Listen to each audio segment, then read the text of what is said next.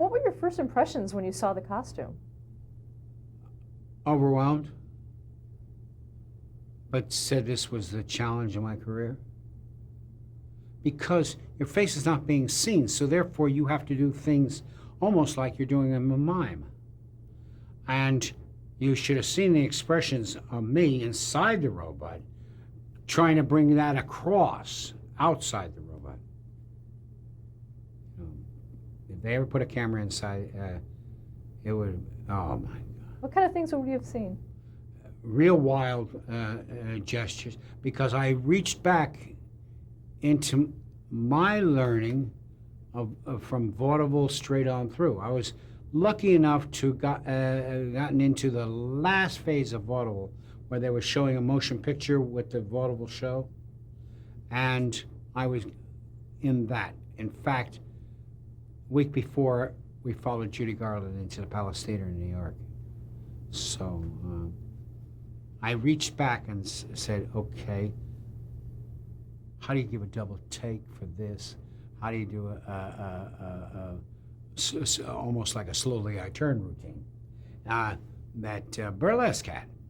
Even though my family were never in burlesque, you were still educated with the different things that came out of there. But you would research back to when. And you'd say, well, I've got to bring this to it. So you would see the robot go like this. Inside you're seeing type of attitude. And it was tough when I first came out here from New York, because New York actors have big movements from the stage, where motion pictures and television is very small because you have that lens. Just like I did some bad things here. I leaned forward and I got out of focus by leaning forward.